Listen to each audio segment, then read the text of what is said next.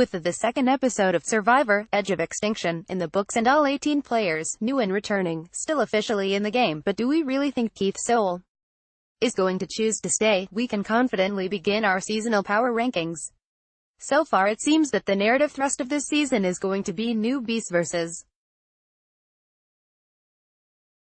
the vets, and all I can see right now is the newbies with a significant upper hand. Vets Kelly Wentworth and Aubrey Bracco are in horrible positions, while Joe Anglim and David Wright are being used as shields by newbies smarter than them. Below I break down my first set of power rankings of all 18 players by grouping them according to similar strategies, edits and positions in the game. At the top we have 4 players with good edits despite having little yet to do strategically, followed by a middle group of 8 players of TBD strength, and then the disadvantaged vets and the 2 Extinction Islanders at the very bottom. What do you think of my assessment? Tell me how wrong I am in the comments. 1. Gavin Whitson, 2. Eric Hafman, 3.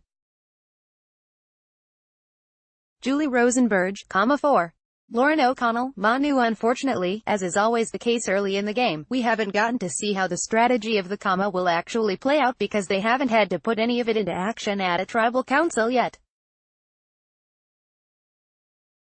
That being said, we have had the opportunity to see the seeds of 2 very different and strong approaches to the game among these 3. Gavin and Eric seem to have developed a connection early on that reminds me a lot of the Christian and Nick bond that began early in season 37. That connection, as we know, helped propel both deep into the game and Nick to the ultimate win.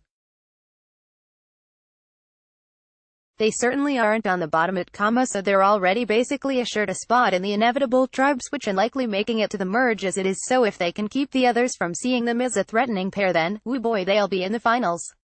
As for Julie, I just simply like what I saw in episode 2 in terms of the edit.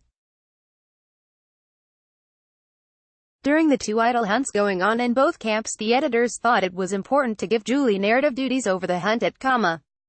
More importantly, her narrative was about the series' history of male players finding idols more often than female players, and then cut to a female finding an idol.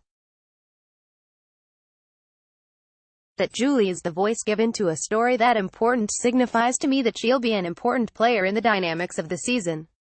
Let's lump Lauren in with Julie just because she's the one that actually found the idol, albeit on the other tribe, and because I think her decision to not tell her closest ally Kelly about the idol, or consider saving Kelly when Kelly could have gone home, is a telltale sign of a smart player. 5. War Dog De Silva, Manu 6. Chris Underwood, Manu 7. Rick Devens, Manu 8. Wendy Diaz, Manu. The players hovering in the middle of the game could, at this point at least, be switched around in my rankings pretty easily and probably dependent on my mood at any given hour.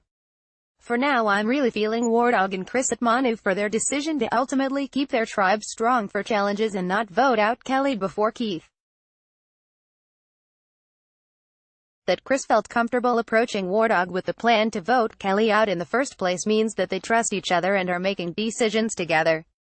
I think they're a stronger pair than, say, Rick and David, even if those 2 have the hold over Wendy's vote, giving them a stronger voting bloc than War Dog and Chris.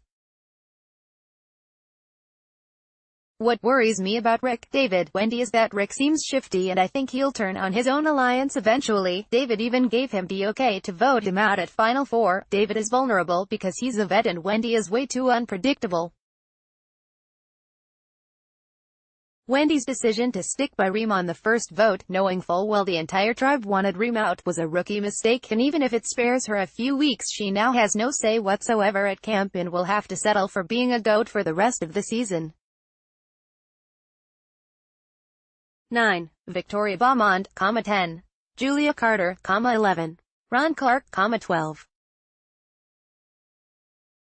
Aurora McCreary, this set of players can realistically be divided into 2 pairs, Victoria and Julia, who had a great moment calling Aubrey out on her fake friendships in episode 2, and Ron and Aurora, who I honestly didn't even realize existed as players until Jeff said one of their names during the immunity challenge in episode 2. So, needless to say, all 4 of them really need to get the support of editors and some on-screen attention before I consider any of them as potential winners.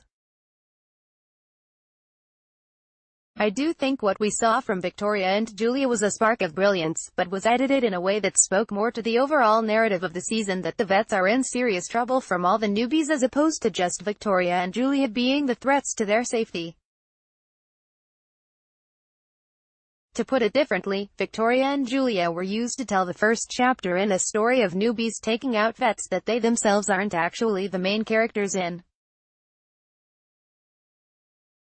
Main characters there, I think, are Gavin, Eric, Julie, Wardog, Chris, and to an extent even Wendy.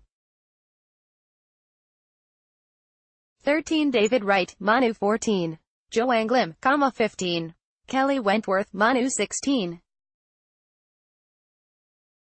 Aubrey Bracco, based on the conversation swirling among the newbies at both camps, none of the veterans are in a strong position in the game. For Aubrey, the mistakes are many already, and she gave us one of the stupidest moments on episode 2. How long will her luck last, honestly? As soon as loses, Aubrey is gone. Joe is also on her tribe, but my frontrunners Gavin and Eric acknowledged that of the two vets they want Aubrey gone first and Joe to stick around as a shield, but refused to allow him to get anywhere near the end of the game. Similarly, Kelly is also being positioned as a shield for two strong men on the Manu tribe. Make matters worse for her, David has aligned with the Manu newbies and is actively targeting Kelly for elimination. While David is probably doing much better than 13th overall, but he's still a vet on a season of newbies that are not going to treat them like a god as the flops of Boston Rob's winning season did. 17. Reem Daly, Extinction Island 18.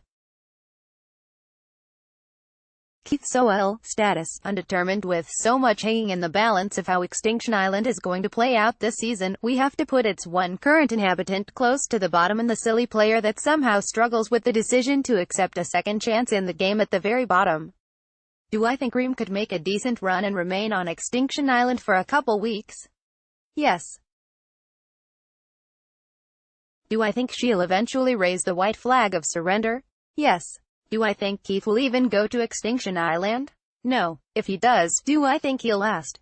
No. Would an Extinction Island of Reem and Keith be television gold, even if only for one scene? Yes. So many questions, so little chance that either of these players getting to the end of the game. See exclusive predictions. Who will win Survivor? Be sure to make your predictions to influence our reality TV racetrack odds. You can keep changing your predictions until just before the next episode airs on CBS. You'll compete to win a spot on our leaderboard and eternal bragging rights. See our contest rules and sound off with other fans in our reality TV forum. Read more Gold Derby Entertainment news.